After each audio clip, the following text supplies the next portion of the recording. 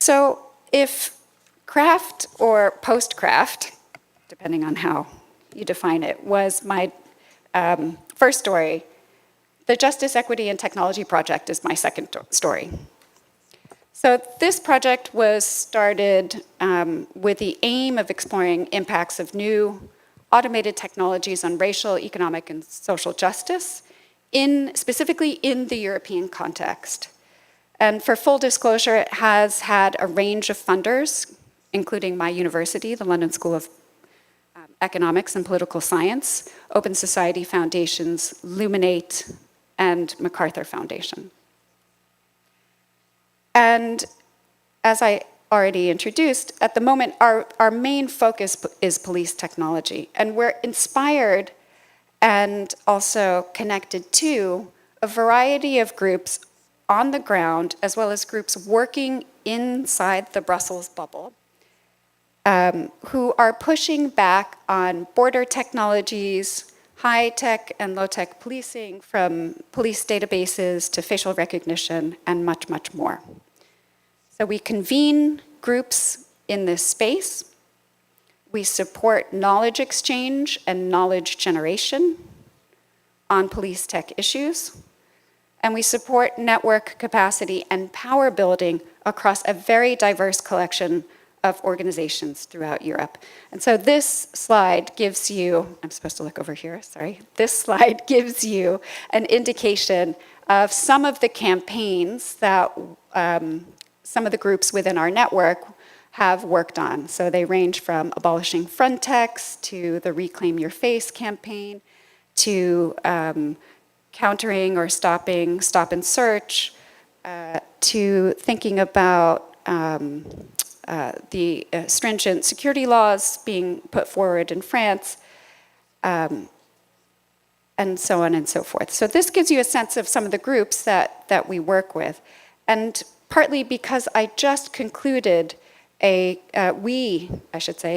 just concluded a conference in Athens entitled Undoing Police Tech, Reclaiming Safety. I would be remiss in not mentioning some of our Brazilian counterparts that were pointed out to us in the course of this conference, and they include Alsur and Panoptico, which are also thinking and working often in a networked fashion to surface the harms of the encroaching police state and state violence.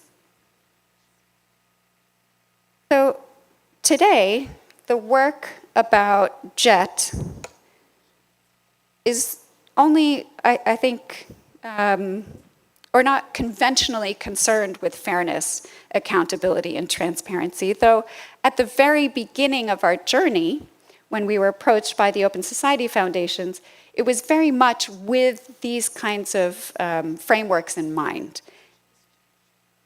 So in 2017, when we were first approached by Open Society Foundations, the original intention was to think about how is European civil society really starting to engage with these issues of data-driven discrimination, algorithmic bias, machine bias. What is the temperature, right? Can we take the temperature of groups and their experiences and encounters and stance towards these issues?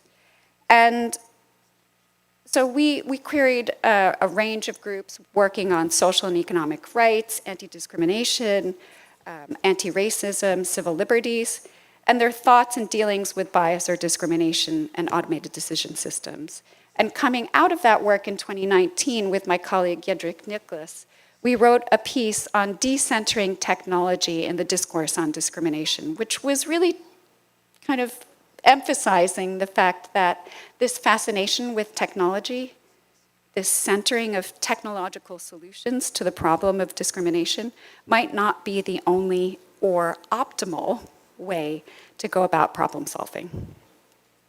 And the reason why there's a red point in the timeline here is to mark when I think the work really got interesting, in the sense it kind of moved away from a conventional research agenda to this kind of network capacity and power building that I referenced. So a lot of this work since 2020, when Sana and Esra became the co-directors of JET, has been around convening groups, what we refer to the table, and really physically, to the extent that that was possible, not since 2 years ago really, physically getting people in the room together to surface harms, to surface questions, and to surface strategies for dealing with police technology. And so we've been exchanging visions and strategies to really try and confront discriminatory policing and its impacts. At the center of this work has been this idea of really centering the needs and experiences of marginalized, minoritized, and racialized individuals in their communities. And that's not necessarily an easy task, especially in an environment where, at least from the perspective that I personally was coming from, is very different from the type of civil society that exists and that seems to get broadcast all over the world, which is the US exceptionalist experience of civil society. So we've given birth to a number of initiatives out of this original convening space, out of the table. One of these is a network of police monitoring groups. The initiative is called This Is What Police Tech Looks Like. The other is an initiative focused on refusing control, and that's thinking about organizing strategies. And then most recently, we've started to support an initiative called the Black Data Excavators, which is designing community-oriented research around police technology in Barcelona, London, and Paris. And the idea there is to really think about, well, how do you even have a conversation about technologies that are invisible and inaudible, and often whose harms are, they feel speculative, right? How do you begin a conversation in communities that are already over-policed and hyper-surveilled? So that gives you a sense of the work, and again, to just kind of crystallize, our approach, the idea is to create sort of a durable support system through the Justice, Equity, and Technology Project that allows us to, first and foremost, at the top of the pyramid, center lived experience of those most affected. We help develop awareness, or at least bring together groups that are focused on bringing awareness to issues around police abuse, police violence, the use and deployment of police technology, so assessment and monitoring. And then a third facet of the work is really thinking about redefining and doing safety differently, right? Sort of in the realm, not only safety, but this concept of justice and what it means, right? So really doing some of that work that is engaged in creating alternative visions, alternative strategies, and finding a vocabulary for that in a way that resonates with, again, those who are most affected by these issues. Okay, so at this juncture, that gives you an idea of JET. And at this juncture, I think it's timely to come back to the earlier questions that I mentioned, which are, who or what impedes our ability to refuse technologies? What enables it or disables it? And we'd like to think that we've sort of found ways to respond to what seems like very intractable problems, right? By doing this work around developing counter norms and counter narratives, we feel like we are starting to challenge the ways in which the security state has been both sold to European citizens and residents, as well as the way in which the security state is tied to politics, right? Politicians are constantly driving home this notion that we need to feel safer, we need to be safer, we need to be more secure, Fortress Europe. And we feel like we've started to kind of find a way to pick that apart by developing these counter norms and counter narratives. With legal frameworks, we feel as if, I'm talking about the JET community, we feel like there's a whole host of legal developments, specifically around anti-terrorism, for example, that make it incredibly challenging to push back. And yet there are some legal avenues which many of the groups that we're tied with are willing to pursue, right? So those might be around using sort of existing data protection frameworks, thinking about subject access requests, doing freedom of information requests, thinking about other ways in which information can be accessed about certain types of technologies, maritime surveillance technologies, for example, and turned around. So there are some levers that exist within the legal framework, despite what many of our members, table members or network members, have uncovered, which is, right, this sort of march towards the security state. This extension of the border from the actual border between countries to a border that is sort of invisible and lies in spaces and places where you wouldn't expect. Where I think things are still incredibly challenging, though, is in this space of what I would term the industrial research complex. And I'll explain that to you by way of this third story, and the question that has arisen in the context of this really excellent work by a group based in France called La Quadrature du Net. And La Quad, I'll shorten it just for ease. La Quad has a subgroup called Technopolice that is very expressly focused on police technology, and it's part of the JET network and table. So it's a fantastic organization, and it is really doing incredible work trying to define the surveillance state, this very prominent surveillance state that has emerged in France over the years. And they've done some incredible work campaigning against surveillance and the Olympic Games, because here we are in Brazil, right? We know the history that has existed when the Olympic Games comes to a country. Often that is accompanied by extreme forms of surveillance, gentrification, and in general, mission creep of what was originally designed to keep spectators and athletes safe for other types of uses.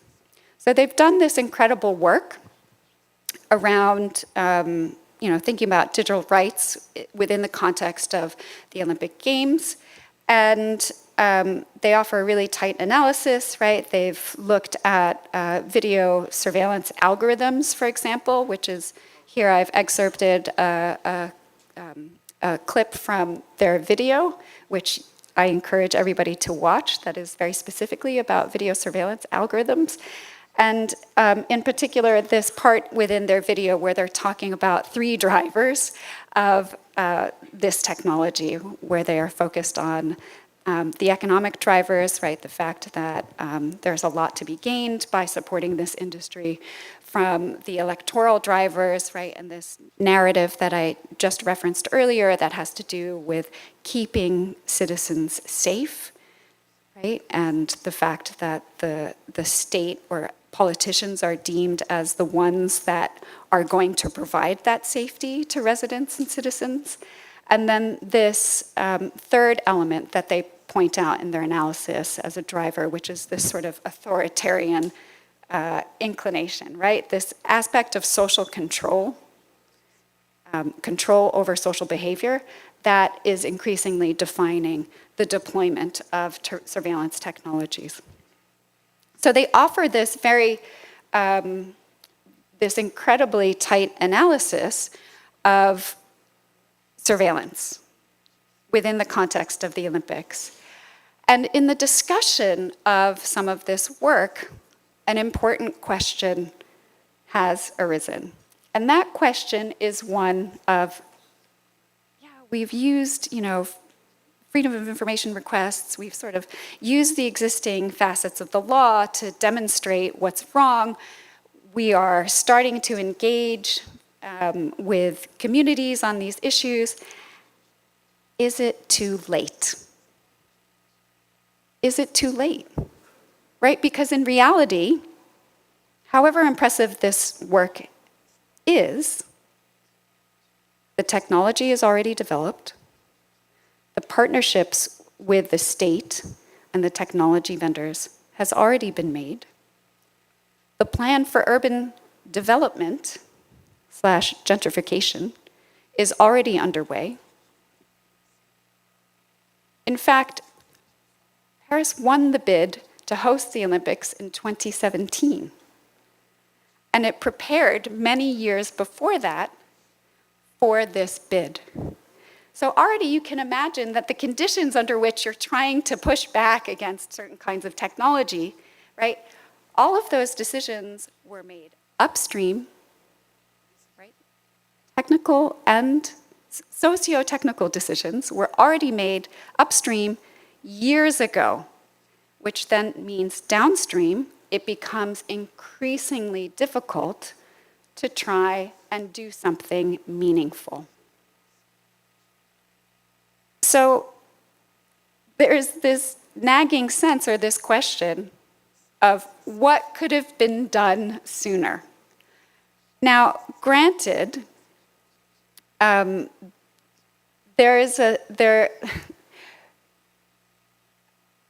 not going to pretend to know the history of video surveillance algorithmic technological development, right? The story is I think important because it's focusing attention on time and timeliness, right? This is an incredible campaign, and yet decisions were made long ago. So it relates back to this question of,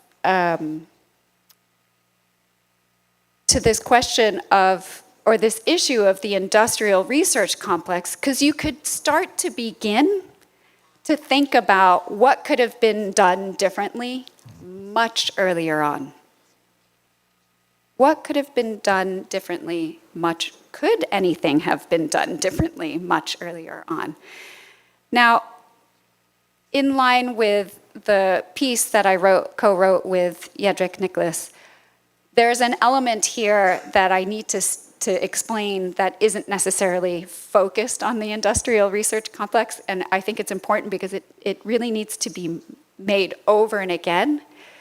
This article on decentering technology, right? It brought emphasis to the fact that we need to think about different social and economic policies that address the structural inequalities that are part and parcel of, for example, in this case, over-policing, gentrification, displacement, dispossession, right? We need better models, potentially ones that aren't driven by a techno-solutionist perspective, to solve problems of redistribution, right?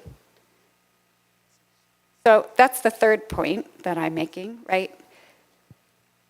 What makes undoing or refusal more possible that I want to focus on for this community is in two spaces. The first is committing computer science to political engagement from the get-go, and the second is defining and rewarding independence in tech research. And these are absolutely related to this point on the industrial research complex, and the reason why I stated at the outset that it feels like unfinished business. Me being here feels like unfinished business. So what I mean when I'm talking about committing to political engagement is probably a conversation that is familiar already to some of you in this room.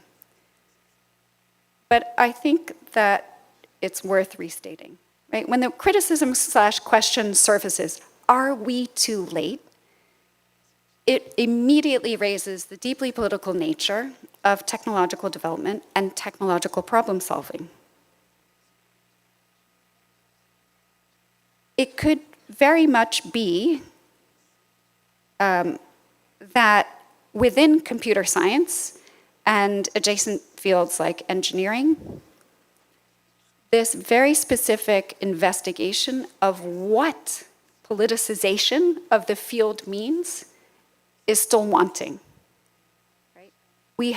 I think we have people and debates animating this question, but I'm not sure from a disciplinary perspective that this question of what politicization of essentially mathematical abstraction means has been adequately broached.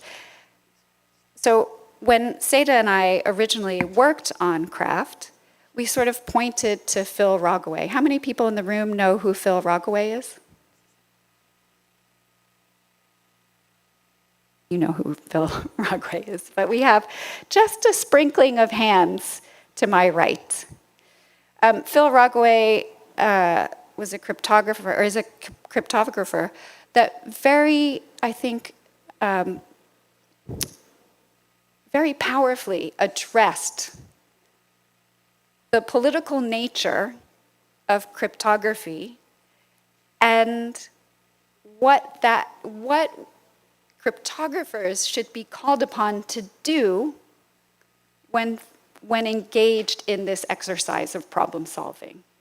Now that is a piece of work that exists and I think did actually have some ripple effects in, you could argue, the cryptography community, but perhaps not widely enough, because it was, I think, based on this one individual's experience and sort of a very acute analysis of how these different lines of, sort of institutional pressure and disciplinary pressure converge to cause the field, in this case cryptography, to focus on specific things while excluding or neglecting others. I think it was a fantastic piece of work, but I don't think fundamentally this field has adequately continued on that path, on that tradition of exploring the political nature of this work, right? And it's not just, in my opinion, it's not just trying to figure out that, or trying to surface that technology is not neutral. It's really thinking about, from the perspective of almost the philosophy of computing, what politics means in the context of math and computation, right? Which is not necessarily an easy thing to do. The point is, I feel like the field needs it, right? I feel like the field needs this sort of reckoning of its political nature, and it has to start within the discipline itself, because the vocabulary still is wanting. It is still lacking. And in the meantime, what we have in its place are very prominent individuals like Peter Thiel and Elon Musk, who are drawing attention to the very politicized nature of technology development and deployment and politics, right? Do we want to leave it at that? Or is there space disciplinarily to engage those questions? And if I'm lacking or if I'm wrong here and somebody has a suggestion, I'm very excited to hear what that intellectual disciplinary engagement consists in. So the point about, the second point about defining and rewarding independence in technological research. Much of my work on technological refusal is starting to investigate this issue. And I'm going to talk about it slightly briefly, or in a truncated fashion. But again, this sentiment of too late feels very much connected to the lack of independence and independent computer science research and related fields, right? And it feels connected to this point about the lack of scholarship engaging at a disciplinary level the political nature of computation, right? They seem related. Why are they related to me? Well, let me get into that later, but first what I want to say is that, or is to ask a question. How many people in the room of those computer scientists, engineers, data scientists, how many people in the room have been doing research that depends on research infrastructure provided by tech giants? How many people in the room will go on to work in industry? I mean, that's super interesting. That for those of you online, there were much fewer hands raised. The fact that there are AWS, Google, and other tech sponsors on prominent banners around at this conference suggests to me, in relation to the first question that I asked, that there is still a lot of dependency on the computational infrastructure, as Seeta would refer to, for doing research.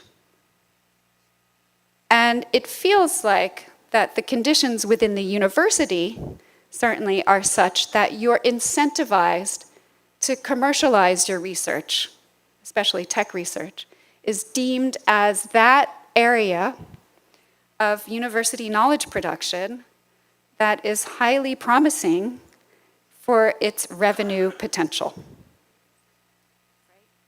And this feels, this feels like, and at the same time, I know, especially from attending at least one of the craft sessions yesterday, that there are a number of younger, sort of generationally younger, early career computer scientists. There is a sense that, maybe we should be doing things differently. Maybe we should adopt different values in how we go about doing our work. But it still feels like institutionally within the academy, the incentives and the reward structures for this type of positionality still do not exist. So we can think, and I think we ought to, we have a responsibility as a field, as academic researchers, many of whom are in this room, to think about what are the institutional mechanisms by which we can sort of protect and grow independent computer science. Because I feel like without those mechanisms in place in the university, we won't eventually be able to, we won't be able to generate this scholarship, for example, on politics and computation, amongst other topics, right? So what would that look like? What would undoing the existing dependencies? I mean, that is a very difficult question, but one place that I've landed on is to think about how you start to encourage subsidization or cross-subsidization of independent research. So it's something like, for every type of industry research grant that you pull in, could you have a set aside that goes into the university, that is then out of the university, right? The university is the gatekeeper here, to fund this very much protected, independent, potentially philosophical type of research, right? That you have something alternative to the commercialization model to support your work. We could think about other areas that could be strengthened, which have to do with dual-use technology. But I don't think I'm going to have the time specifically to get into that. But that is also another interesting area where I think some brighter lines could be drawn, where ethics boards could play a role in a way that they haven't been playing at the university thus far. So I think broadly speaking, what makes undoing more possible is disciplinary and institutional change. And then a little bit of change around sort of the regulatory state and how we think about dealing with inequalities and injustice, right? But really, there is a huge amount of responsibility that lies within the field itself and within institutions, research institutions themselves, to make a difference. And sorry, just one more point on independence and tech research. We're almost at the inflection point. Some people would say we're already here, where staying in the academy is no longer a viable option for many people coming out of the academy, that the attraction of working in industry is too great, which then is a sort of, it kind of feels like the university is undermining itself by being so dependent on industry for research infrastructure, for research agenda, right? At some point, it may be the case that an Apple University and or Microsoft Research might expand and become something bigger that is more akin to a university, right? Not just the corporate learning pod, but something bigger. Okay. So I would be remiss if I didn't sort of engage some internal reflection from the perspective of the research that I do and from the organizing community and civil society more generally, to think about what makes, if there's a responsibility to do disciplinary change and institutional change, and a little bit, solving the problem of inequality is not a small problem, but rethinking regulation and policies around inequality, right? If that's kind of external work that can be done to undo, I want to just spend a very short amount of time thinking about what doing needs to be done, right? How to make these alternative visions and strategies more durable, in fact. And inspired by, again, this recent conference that we held in Athens around undoing police tech, it struck me that when we're thinking about durable support systems, and in particular about centering lived experience in our quest to understand harms and to also encourage resistance or pushback and transformation, that one thing that we could do better is question this idea of what affected community means. So questioning who affected communities are really matters, because it might not be the case that everyone who has been victimized by the implementation of police technology is part of a group, right? Yes, you might have suffered wrongdoing and misdeeds, but you may not, in fact, this may not be the environment through which you feel safety and belonging, right? And that's an important thing to remember for those of us doing the work, that we need to really question on a continual basis who affected communities are. And in fact, to come back to that example of this incredible work that La Quadrature du Net is doing, the community that is affected at the very outset of the Olympic bidding process might not be the same community who is immediately affected right now. And that's because the issues are evolving. And again, how people feel safe and to whom or with whom they feel this sense of belonging can shift over time. The second and third points I'll just mention really quickly. Despite all of the critiques that many of us within this space of centering lived experience and working with and being alongside marginalized, minoritized, and racialized communities, right? Sometimes we levy a critique against the law without fully acknowledging when the law can be used to assist us. So I guess another way of stating this is to keep that healthy skepticism and recognize when maybe it's moving into cynicism. Now, we can have a longer conversation about what radical methods need to be at our disposal to effect change. I'm happy to have that conversation. But I think my point about continuing to push for legal frameworks to access, audit, arrest development still remain important within this larger goal, at least within the context of the Justice, Equity, and Technology Project, to dismantle racialized criminalization and the police technology that assists it. And then the third point, I've said these slightly out of order, is a point about dividing labor, division of labor.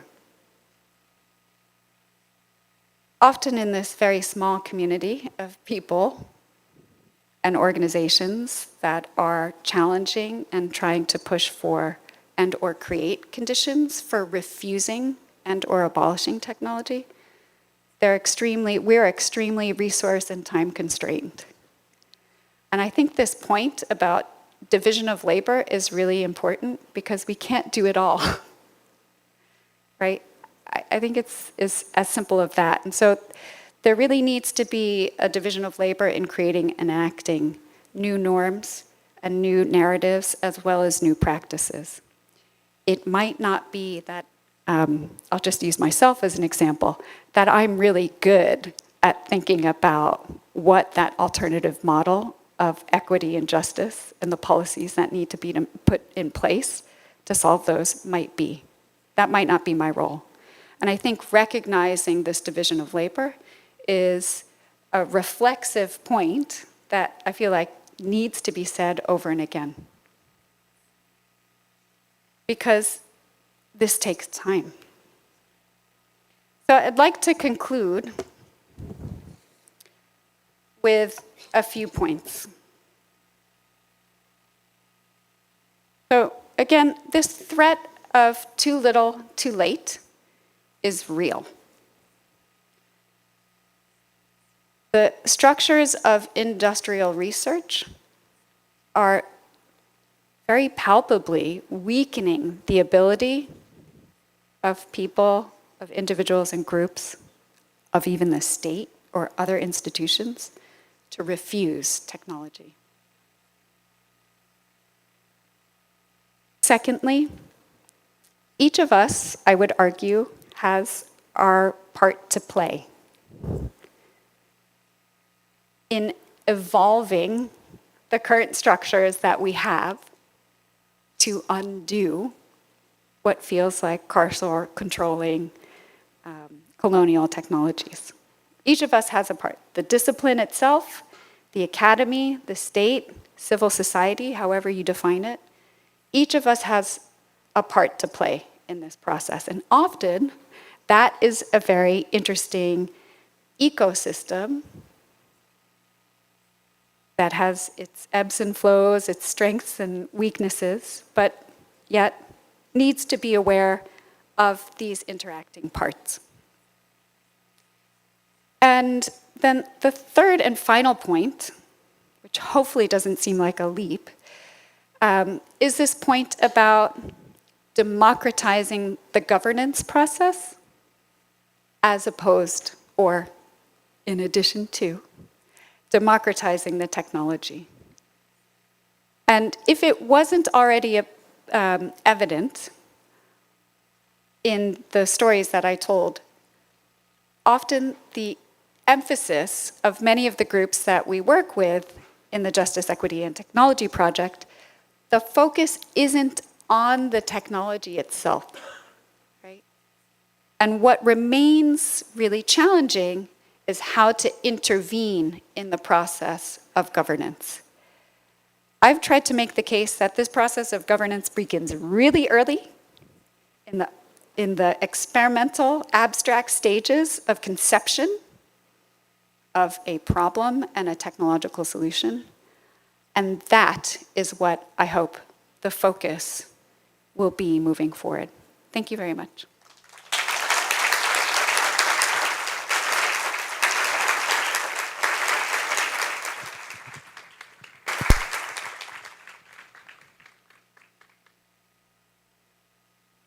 Great, thanks everyone. Let's take some questions from the floor. So we've got a little bit of time, so just keep them short, if that would be great. There's one over here. Hi. Yeah, I can see this. There we go. Hi. Hello? Okay. Seeta, yes, I just want to briefly thank you for FAccT. I was a general chair in FAccT 2020 with Mira Hildebrand, and we invited you to take what would have been a terrible idea of mine, that was to do a civil society day, either on the day before or the day after FAccT. That was the original idea, and you took that, look at that and said, okay, no, this is not going to fly. And instead you proposed something that was happening in the same space, but not at the same time as FAccT. And I think the CRAFT program has continued to be that way until today. And if you look at the program today, or if you look on the website of the program as before, there is nothing parallel in time to CRAFT. CRAFT is like occupies the entire floor, and I think that was a wonderful idea, and I wanted to thank you for that. That's it. Thank you. Thanks, Chad. We'll take another question. Yeah, thank you so much. So you spoke at the beginning of the multiple ethical dangers of the professionalization of fairness, and said that really we've got some lessons to learn from how that has been done with privacy. I come from the well-being space, and this is my topic, and I think the same thing has been done with the formation of chief well-being officers and a kind of narrowing and a sort of lack of imagination with the concept. So I wondered if you could lay out what those dangers are with respect to fairness. Thank you. We should take a couple more, I think, maybe. So Okay. Just because we've got some more people in the room. Yeah. You mentioned the problem of dual-use technology, and you talked about Phil Rogaway's work on the moral character of cryptography. And I'm curious if you could expand a little bit on how you think about the boundary between sort of critical and work on refusal and dual-use work, right? Could refusal work be, let's say, supportive of these kinds of surveillance or policing technologies? Craft, well-being, refusal, and is there one? Yeah, there's one more, and then we'll just take them together, and we can. Yeah, thanks for a very engaging presentation. Many people, myself included, live in countries where crime rates are high, where police forces are corrupt, and where technology never works to begin with. And nonetheless, there are a lot of civil society challenges around technology, around engaging with the state, around engaging with legal systems. So I was wondering how you would reflect on the work that you do in relation to countries where I guess the problems around police forces are quite different. And kind of like what could we draw from your work when we're wanting to do other activist work in our spaces? Thank you. Thank you for the questions. I actually need to ask a clarifying question about the dual use question. Partly because I wasn't sure if you were saying sort of is one of the unintended consequences of thinking and conceptualizing and researching refusal that, yeah, you would end up with a complex and maybe self-defeating dual-use framework. I just want to make sure I understand. I think that's right. Or I think what I meant was strengthening the structures that you're trying to, right? That like in the best sort of model of critical work is that it exists not just to deconstruct, but to deconstruct in a way that builds stronger or allows people to build stronger after. And if you're doing that to the surveillance apparatus or the policing apparatus, does that mean that you get a stronger one in its place? Yes, okay. Let me try and take them in order now. I think I understand all the points. CRAFT point, thank you. It's really interesting to just be in this environment again, because honestly, the 2020 was incredibly traumatic for me coming to this conference. So yeah, it's interesting. I mean, I would love to hear more from, I have gone to some of the CRAFT sessions, but it would be really interesting to understand and better how this sort of interdisciplinary interactions are actually spawning the kinds of questions, like, questions and research and reshaping research agendas as they evolve. To the point about the professionalization of fairness, I think, just to go to the privacy and data protection world for a second, I was thinking about I forget what IAPP, International Association of Privacy Professionals, was formed, and it kind of feels like it was an important thing to be formed, but again, very quickly within the privacy space, data protection space, that meant, accreditation or, sort of interacting with this industry association that narrowed things very quickly.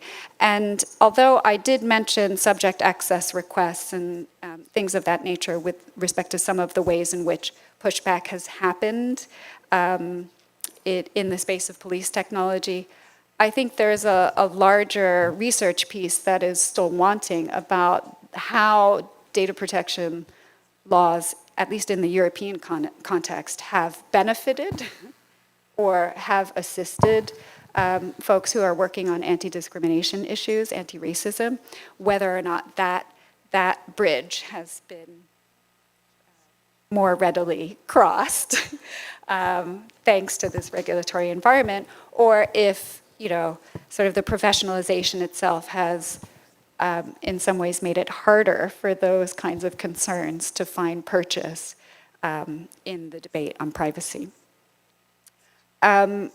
How it's happened in fairness, or how it can happen, I think at least sometimes I have to think about, like, which hat am I wearing? Is it in relation to the US context or in the European context? I think that the professionalization of fairness has already happened. It's already happening.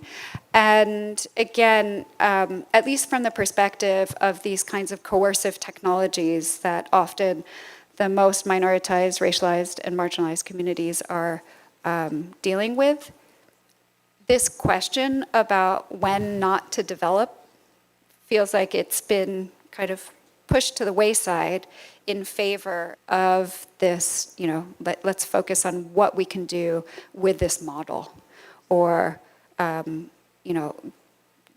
give us access to a particular model, give us access to data sets, and we'll try and reverse engineer things. But the larger questions, somehow the through line isn't drawn. And that's, I think, in part because fairness became a very important rubric under which everyone, right? I think it's really fascinating to think that, at least in the European context, a lot of the early literature was about discrimination awareness, and semantically it shifted from discrimination to fairness, right? And that does something with what you can do, what you can practice, what you can address. So, yeah, on the one hand, it is important. It is. Like, I'm not gonna, ask us to burn it all down, right? But there is a way in which that conversation about fairness, the very narrow confines of that conversation, really needs to be put in touch with a very real concern that often people have in their lived experience, which is, I don't want that technology. I don't want that technology at all. And they don't have the option. Very quickly, with respect to dual use, that's an interesting provocation that I haven't thought through entirely. But I think partly the touch point here is to open up that conversation about dual use. Because at least from the perspective of where I stand in the research and social science, right, we're not quite having that conversation as openly as we should. And yes, I think sometimes there can be unintended consequences from opening up a conversation, but we've been here before with respect to dual use technology. And there are some very, I think, telling examples that can be mobilized. some of these solutions might not rest within the university. Some of these solutions might actually need to think about other sort of governance structures outside of the academy to move things forward. But thank you, everyone.